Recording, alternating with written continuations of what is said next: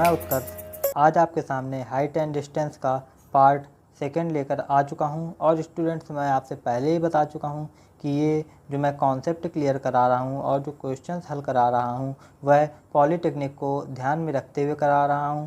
तो स्टूडेंट्स, आज के अपने इस वीडियो में मैं आपको कुछ बेसिक बातें बताऊँगा और कई इम्पॉर्टेंट क्वेश्चंस भी हल कराऊंगा। और स्टूडेंट्स, अपने लास्ट वीडियो में मैंने आपको कुछ क्वेश्चंस हल करने के लिए दिए थे, उन क्वेश्चंस को भी मैं इस वीडियो में हल कराऊंगा। तो स्टूडेंट्स, आज का जो मेरा वीडियो है वह आपके लिए बहुत ही इम्पॉर्टेंट होने वाला है। जो मैं आपको स्टूडेंट्स क्वेश्चंस हल करवाऊँगा वह अवश्य ही हर साल एग्ज़ाम में पूछे जाते हैं। तो स्टूडेंट्स, अगर आप आज का मेरा वीडियो पूरा ध्यान लगा कर देखते हैं और हर क्वेश्चन को अच्छी तरह से समझते हैं तो आप अभी से ही एग्ज़ाम में अपने 4 नंबर क्लियर कर लेंगे। तो चलिए स्टूडेंट्स, हम अपनी आज की बात स्टार्ट करते हैं। और बात स्टार्ट करने से पहले अगर आपने मेरे चैनल को सब्सक्राइब नहीं किया है तो जल्दी से जल्दी मेरे चैनल को सब्सक्राइब कर दें।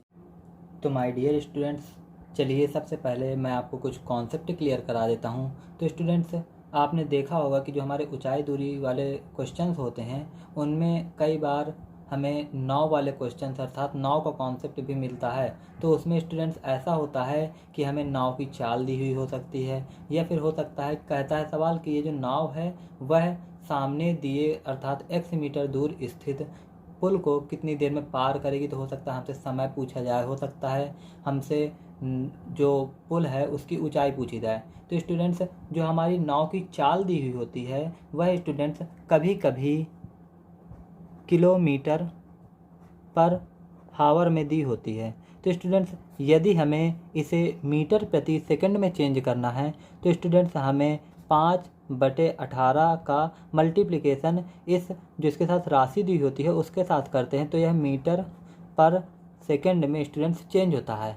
और स्टूडेंट्स, इसी के जस्ट विपरीत यदि हमें जो चाल दी हुई होती है वह मीटर प्रति सेकंड में दी हो तो उसे किलोमीटर पर हावर में चेंज करने के लिए 18/5 मीटर पर किलोमीटर पर हावर में चेंज कर सकते हैं। तो स्टूडेंट्स, आपको मेरी बात अवश्य समझ में आ गई होगी। तो माय डियर स्टूडेंट्स, अगले कॉन्सेप्ट में मैं आपको कुछ रिलेशन बताना चाहता हूँ। तो स्टूडेंट्स, जो हमारा साइन थीटा होता है उसमें जो हम रिलेशन लेते हैं वह लंब और कर्ण के बीच लेते हैं। और स्टूडेंट्स, जो कॉस थीटा होता है उसमें जो हम रिलेशन लेते हैं वह आधार और कर्ण के बीच में लेते हैं। और जो स्टूडेंट तीसरा होता है अर्थात टैन थीटा होता है उसमें हम लंब बटे आधार के बीच में रिलेशन लेते हैं। और स्टूडेंट्स, अगर आपको लंब कर्ण और आधार नहीं पता है तो स्टूडेंट्स मैं आपको समझा देता हूँ कि ये हमारा कोई राइट एंगल ट्रायंगल है अर्थात समकोण त्रिभुज है जिसका यह कोण 90 डिग्री है। और इससे यदि हम थीटा मानते हैं तो थीटा के जो हमारे जस्ट सामने की भुजा होती है उसे हम लंब कहते हैं। थीटा से हमारी जो संलग्न भुजा होती है उसे हम आधार कहते हैं। और जो हमारा राइट एंगल ट्रायंगल होता है जिसमें सबसे बड़ी भुजा अर्थात ये जो होती है इसे कर्ण कहते हैं। तो स्टूडेंट्स, यह हमारा फर्स्ट फिगर हो गया। और स्टूडेंट्स, मैं आपको एक फिगर और समझाना चाहता हूँ। जैसा कि एक यह राइट एंगल ट्रायंगल दिया गया है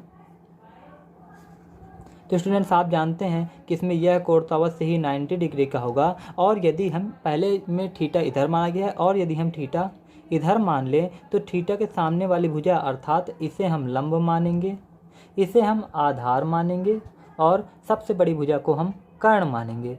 और स्टूडेंट्स, आपको पता होगा कि जो हमारा इन तीनों में संबंध होता है वह लंब का स्क्वायर प्लस आधार का स्क्वायर इज इक्वल टू कर्ण का स्क्वायर होता है। तो स्टूडेंट्स, आपको मेरे द्वारा बताई गई ये सभी बातें समझ में आ गई होंगी। तो चलिए, मैंने जो आपको लास्ट वीडियो में कुछ क्वेश्चंस दिए थे हम उनको हल करते हैं। मैं आपके सामने पहला क्वेश्चन लेकर आ चुका हूँ और पहला क्वेश्चन यह है कि किसी टावर की छाया में 10 मीटर की वृद्धि होती है जब सूर्य का उन्नयन कोण 45 से 30 हो जाता है और हमें टावर की ऊंचाई ज्ञात करनी है। तो स्टूडेंट्स, चलिए मैं आपको ये क्वेश्चन सॉल्व कराता हूँ।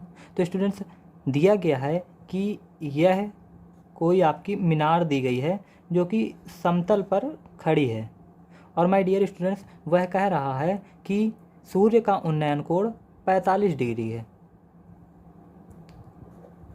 और स्टूडेंट्स, जब ये जो टावर है, टावर की छाया में 10 मीटर की एक्स्ट्रा वृद्धि हो जाती है। मान लीजिए कोई पॉइंट ए है और जब जो मीनार की छाया है वह पॉइंट बी तक पहुंच जाती है, तो जो हमारे सूर्य का उन्नयन कोण है वह 30 डिग्री हो जाता है। तो ये जो हमें हाइट है स्टूडेंट्स, वह मीनार की ज्ञात करनी है। तो इसके लिए स्टूडेंट्स हम मीनार को CD लंबाई दे देते हैं और स्टूडेंट्स ये जो छाया थी वो हम उसे x लंबाई मान लेते हैं। तो स्टूडेंट्स चलिए अब हम हल करते हैं। तो स्टूडेंट्स आप जानते हैं कि जो लंब और आधार के बीच रिलेशन होता है वह tan थीटा में होता है। तो स्टूडेंट्स सबसे पहले हम त्रिभुज AC और D में लेंगे। तो स्टूडेंट्स tan थीटा बराबर होता है h/x और स्टूडेंट्स यहाँ पर tan 45 दिया गया है। और स्टूडेंट्स आप जानते हैं कि tan 45 की जो वैल्यू होती है वह 1 के बराबर होती है और इसे हम h/x कर देंगे। तो स्टूडेंट्स यहाँ से जो वैल्यू आएगी वो h बराबर x आ जाएगी। तो स्टूडेंट्स यहाँ से आपने h बराबर x इस त्रिभुज के लिए निकाल लिया। और स्टूडेंट्स अब सवाल आगे बढ़ गया है कि टावर की छाया में 10 मीटर की वृद्धि हो जाती है जब उन्नयन कोण जो है वह 30 डिग्री हो जाता है। तो स्टूडेंट्स अब हम पूरा त्रिभुज लेंगे, त्रिभुज BC और D में। तो स्टूडेंट्स अब हम लिखेंगे त्रिभुज BC और D में। तो स्टूडेंट्स मैं आपको समझा दूं कि हम लिखेंगे tan 30 बराबर h और जो स्टूडेंट्स अब हमारी जो छाया हो जाएगी वह x + 10 मीटर हो जाएगी। तो स्टूडेंट tan 30 की जो वैल्यू होती है वह 1/√3 होती है और स्टूडेंट्स आपको h की वैल्यू फाइंड करनी है। तो हमें ये जो x दिया है हम उसे h से रिप्लेस कर देंगे। तो मैंने आपको पहले ही मान h का निकलवा दिया है जो कि x के बराबर है।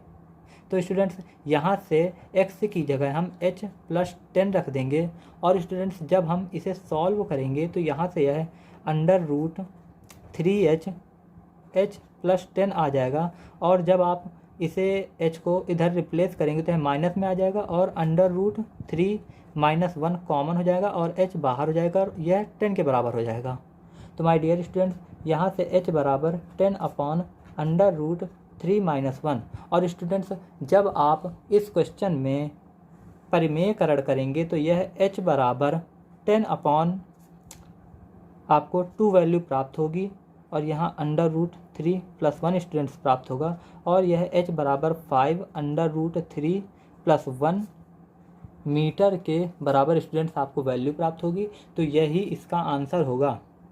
तो माय डियर स्टूडेंट्स मैंने आपको यह क्वेश्चन बहुत ही आसान तरीके से समझाने की कोशिश की है। तो यह क्वेश्चन आपको अवश्य ही समझ में आ गया होगा और स्टूडेंट्स इससे रिलेटेड अर्थात इससे मिलते जुलते क्वेश्चन अवश्य ही एग्जाम में पूछे जाते हैं। तो स्टूडेंट्स चलिए अब हम अपने दूसरे क्वेश्चन की तरफ बढ़ते हैं। यह रहा आपका सेकंड क्वेश्चन और सेकंड क्वेश्चन यह है कि किसी मीनार के शिखर से एक भवन के शिखर और आधार का अवनमन कोण 45 डिग्री और 60 डिग्री है और भवन की ऊंचाई जो है 7 मीटर है। तो मीनार की ऊंचाई स्टूडेंट्स हमें ज्ञात करनी है। तो स्टूडेंट्स सबसे पहले चलिए हम फिगर तैयार करते हैं। तो दिया गया है कि यह देखिए स्टूडेंट्स कोई मीनार दी गई है और इस मीनार के सामने ही यह कोई भवन दिया गया है और स्टूडेंट्स जब हम मीनार के शिखर से भवन के शिखर अर्थात इसको देखते हैं तो जो अवनमन कोण तैयार होता है और स्टूडेंट्स इसके लिए यह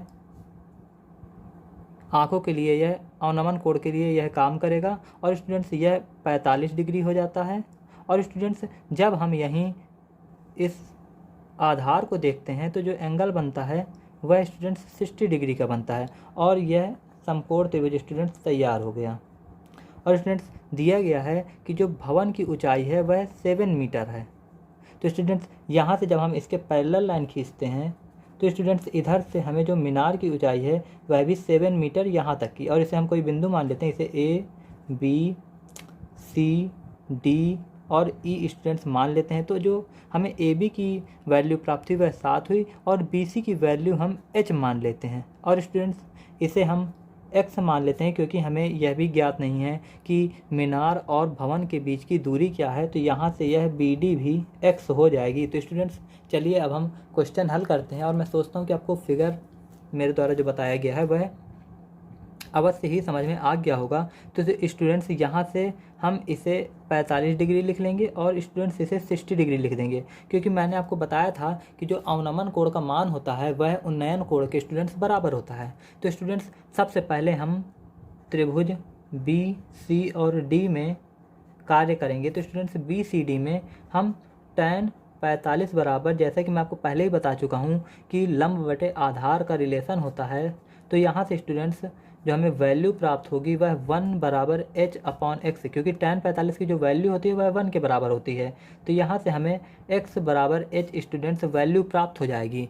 तो स्टूडेंट्स चलिए अब हम सवाल में आगे बढ़ते हैं। तो स्टूडेंट्स इसके बाद हम त्रिभुज ई ए और सी में लेंगे। तो त्रिभुज ई ए सी में, तो ई ए और सी में tan 60 अंश दिया गया है जैसा कि आप ये देख रहे हैं, और उसके बाद जो लंब दिया गया है वह h + 7 दिया गया है और जो आधार दिया गया है वह x दिया गया है। और स्टूडेंट्स आपको जो कार्य करना होता है वह क्वेश्चन में क्या पूछ रहा है उसके हिसाब से करना होता है। तो स्टूडेंट्स आपको मीनार की ऊंचाई ज्ञात करनी है, अर्थात आपको h ज्ञात करना है, और उसके बाद आप 7 जोड़ देंगे तो हमें मीनार की कुल वैल्यू प्राप्त हो जाएगी। तो स्टूडेंट्स यहाँ से हम जो x है उसे h में रिप्लेस कर देंगे। तो tan 60 की वैल्यू आप जानते हैं कि √3 होती है, तो यहाँ से h + 7 अपॉन जो x है उसकी जगह हम h रख देंगे। तो स्टूडेंट्स यहाँ से h आ जाएगा। और स्टूडेंट्स अब हम क्रॉस मल्टीप्लिकेशन करा देंगे तो ये √3h बराबर h + 7 वैल्यू प्राप्त होगी। और स्टूडेंट्स जब हम h का रिप्लेस करेंगे तो √3 - 1 बराबर h और इंटू h = 7 वैल्यू स्टूडेंट्स प्राप्त हो जाएगी। और स्टूडेंट्स जब हम इसे और आगे हल करेंगे तो आप जानते हैं कि यहाँ से यह h बराबर 7 अपॉन √3 - 1, और स्टूडेंट्स अब हम इसे आगे हल करेंगे तो इसके लिए हम 7 √3 + 1 और इसी प्रकार √3 - 1 और √3 + 1 वैल्यू, तो यहाँ से h बराबर 7 √3 + 1 अपॉन 2। और स्टूडेंट्स आगे जब आप 1.732 √3 की वैल्यू रखेंगे तो यह है h बराबर जो हमें कुल वैल्यू प्राप्त होगी वह 9.56 मीटर के स्टूडेंट्स आसपास प्राप्त होगी। और स्टूडेंट्स जो आपको मीनार की ऊंचाई बताना है तो उसके लिए स्टूडेंट्स आपको ये जो h बराबर प्राप्त हुआ वह BC की वैल्यू प्राप्त हुई है 9.56 मीटर। और स्टूडेंट्स जो मीनार की आपकी एक्चुअल लेंथ है वह AC है, तो स्टूडेंट्स AC के लिए आपको AB + BC, और आपको AB की वैल्यू पहले से ही 7 प्राप्त है, जब आप इसका ऐड करेंगे तो 16.56 मीटर आपको इसकी वैल्यू प्राप्त होगी। तो स्टूडेंट्स आपको यह क्वेश्चन भी अवश्य समझ में आ गया होगा, और अगर आपको यह क्वेश्चन हल्का फुल्का भी कहीं पर डाउट है तो आप मुझे कमेंट्स बॉक्स पर ज़रूर रिप्लाई करें, तो मैं आपको और बेहतर तरीके से इस क्वेश्चन को समझाने की कोशिश करूंगा। वैसे इसमें मैंने अपना फुल एफर्ट लगाया है आपको समझाने में। तो स्टूडेंट्स चलिए अब मैं आपके सामने अगला क्वेश्चन लाता हूँ। स्टूडेंट्स मैं आपके सामने अगला क्वेश्चन लेकर आ चुका हूँ, और अगला क्वेश्चन यह है कि एक पहाड़ी भूतल से 30 डिग्री की ढाल बना रही है। एक आदमी पहाड़ी की ओर 100 मीटर चलता है, भूतल से उसकी ऊंचाई क्या होगी। तो स्टूडेंट्स आप जानते हैं कि हमारा कोई भी पहाड़ हो वह सीधा नहीं हो सकता। तो स्टूडेंट्स यह मान लीजिए आपका कोई पहाड़ है और स्टूडेंट्स यह इसकी परपेंडिकुलर लाइन है, तो स्टूडेंट्स जब हम इसे आधार से मिला देंगे तो यह 90 डिग्री हो जाएगा। और स्टूडेंट्स जो पहाड़ी है वह भूतल से 30 डिग्री का एंगल बना रही है, था ये जो हमारा दिया गया है ये 30 डिग्री होगा। और स्टूडेंट्स यहाँ मान लीजिए यह कोई आदमी है और यह इधर 100 मीटर चलता है मान लीजिए, तो जो उसके द्वारा चली गई कुल दूरी है वह 100 मीटर दी गई है। तो हमें ये जो ऊंचाई है हमें यह फाइंड करनी है। तो स्टूडेंट्स चलिए हम इसे पॉइंट दे देते हैं, तो A, C और B स्टूडेंट्स से ये कोई पॉइंट हो जाएंगे। तो स्टूडेंट्स चलिए अब हम इस क्वेश्चन को हल करते हैं। तो स्टूडेंट्स जो हमारे लंब और कर्ण के बीच में संबंध होता है वह साइन थीटा में होता है। तो स्टूडेंट्स यहाँ पे हम लिखेंगे त्रिभुज A, C और B में साइन थीटा बराबर लंब बटे कर्ण, जहाँ पर लंब है वह h दिया गया है और जो हमारा कर्ण है वह 100 दिया गया है। और स्टूडेंट्स यहाँ पर साइन 30 दिया गया है और h अपॉन यह 100 हो जाएगा। और स्टूडेंट्स आप जानते हैं कि साइन जो 30 की वैल्यू होती है वह 1/2 होती है, इसे h अपॉन 100 के बराबर कर देंगे।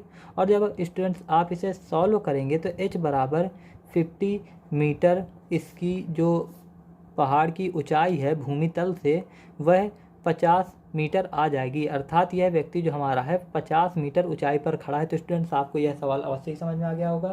तो मैं आपके सामने 4th क्वेश्चन लाता हूँ और स्टूडेंट्स इसी प्रकार के ही क्वेश्चन एग्जाम में पूछे जाते हैं। हाँ, उसमें संख्या कुछ भी दी गई हो सकती है, लेकिन जो मैं आपको कॉन्सेप्ट बता रहा हूँ वह यही होगा। तो आप मेरा वीडियो लास्ट तक देखें, और हो सकता है यह मेरा वीडियो थोड़ा बड़ा हो जाए, तो आप उसकी टेंशन मत लीजिए, आप पूरा वीडियो देखिए। आप पॉलिटेक्निक में अपने 4 या 8 नंबर अवश्य ही कवर कर लेंगे।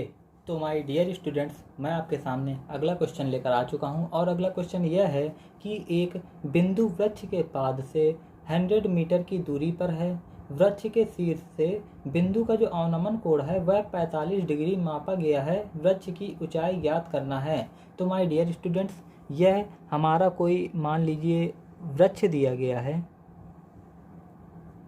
और यह किसी समतल पर स्थित है, और स्टूडेंट्स जो हमारा वृक्ष है उससे 100 मीटर की दूरी पर समतल में यहाँ कोई बिंदु है जिससे वृक्ष के शीर्ष अर्थात यहाँ पर कोई व्यक्ति हो सकता है बैठा हो, और वह जब इसे देखेगा तो जो यहाँ से एंगल बन रहा है वह 45 डिग्री का बन रहा है। तो स्टूडेंट्स यह भी 45 डिग्री का होगा, क्योंकि मैं आपको पहले ही बता चुका हूँ कि जो अवनमन कोण होता है वह उन्नयन कोण के बराबर होता है। तो स्टूडेंट्स सबसे पहले हम इन्हें पॉइंट दे देते हैं। तो ये ए हो जाएगा, यह बी हो जाएगा, और स्टूडेंट्स इसे सी और इसे डी मान लेते हैं। और फिर दिया गया है कि हमें वृक्ष की ऊंचाई ज्ञात करना है, अर्थात स्टूडेंट्स हमें एच की वैल्यू फाइंड करनी है।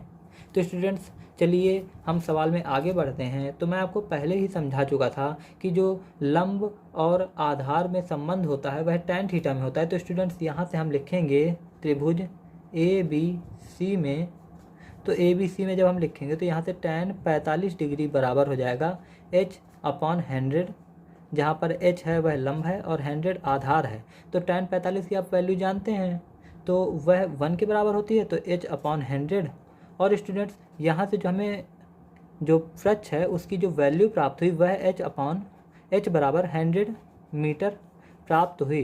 तो स्टूडेंट्स आपको यह क्वेश्चन भी अवश्य ही समझ में आ गया होगा। तो स्टूडेंट्स चलिए अब इसके आगे मैं आपको एक क्वेश्चन समझाता हूँ, जो मैंने पहला कॉन्सेप्ट जिसमें मैंने आपको किलोमीटर से मीटर प्रति सेकंड में चेंज करना बताया था और मीटर प्रति सेकंड से किलोमीटर पर आवर में चेंज करना सिखाया था, वह एक बहुत ही इंपॉर्टेंट क्वेश्चन है आपके एग्जाम की दृष्टि से, वह अवश्य ही आपके पूछा जाएगा। तो स्टूडेंट्स चलिए मैं आपके सामने क्वेश्चन लाता हूं। तो माय डियर स्टूडेंट्स, मैं आपके सामने एक बहुत ही इम्पॉर्टेंट क्वेश्चन लेकर आ चुका हूं, और जो हमारा पॉलिटेक्निक पेपर होता है उसमें इस प्रकार के क्वेश्चन अवश्य ही पूछे जाते हैं। और स्टूडेंट्स मैं आपको यह भी समझा दूं कि जो हाइट एंड डिस्टेंस में हमारा क्वेश्चन दिया होता है, हमारा क्वेश्चन कठिन नहीं होता है, उसका जो हमें फिगर तैयार करना होता है वह ज़्यादा इम्पॉर्टेंट होता है, क्योंकि यदि आपने फिगर सही ड्रॉ कर लिया तो आप उसकी वैल्यू तो किसी भी तरह निकाल सकते हैं। तो स्टूडेंट्स चलिए मैं सबसे पहले आपको सवाल बताता हूँ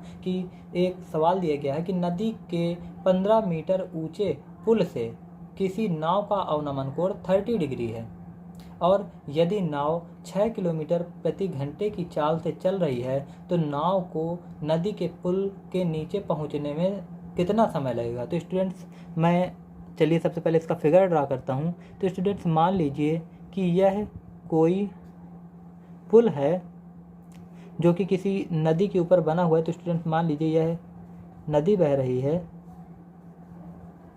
और स्टूडेंट्स यहाँ पे कोई आपकी नाव दी गई है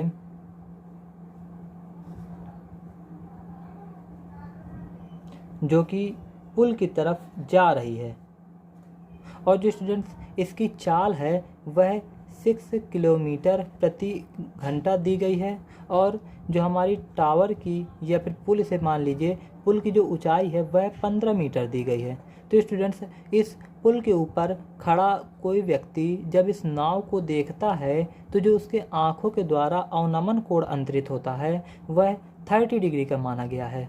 और स्टूडेंट्स मैं आपको पहले ही बता चुका हूँ कि जो अवनमन कोण होता है वह इस उन्नयन कोण के बराबर होता है। तो स्टूडेंट्स यहाँ से यह भी हमें 30 डिग्री ही प्राप्त हो जाएगा। तो स्टूडेंट्स चलिए सबसे पहले हम इस क्वेश्चन को हल करते हैं। तो स्टूडेंट्स यहाँ से ये आपको 15 मीटर दिया गया है और आपको इसके बीच की दूरी कुछ नहीं दी गई है। तो चलिए हम इसे पॉइंट दे देते हैं। तो स्टूडेंट्स इसे हम ए पॉइंट देते हैं, इसे बी और इसे सी। तो आप सर्वप्रथम त्रिभुज ए बी सी में ले लीजिए। तो आप स्टूडेंट्स tan 30 डिग्री बराबर लंब बटे आधार मानेंगे, अर्थात BC अपॉन AB। तो BC की वैल्यू 15 दी गई है और AB की वैल्यू हमें कुछ नहीं फाइंड होती, तो इसे AB के बराबर मान लेते हैं। और स्टूडेंट्स आप जानते हैं कि जो tan 30 की वैल्यू होती है वह 1/√3 होती है और यह 15/AB के बराबर हो जाएगी। तो स्टूडेंट्स यहाँ से जो हमें AB की वैल्यू प्राप्त होगी वह 15/√3 मीटर प्राप्त होगी, अर्थात जो इसके बीच की दूरी है वह 15/√3 मीटर है। और स्टूडेंट्स आपको जो नाव की चाल दी गई है वह 6 किलोमीटर पर आवर दी गई है। तो स्टूडेंट्स सबसे पहले आप इसको मीटर प्रति सेकंड में कन्वर्ट करेंगे, क्योंकि जो आपको चाल चलनी है वह मीटर में चलनी है, ना कि किलोमीटर में।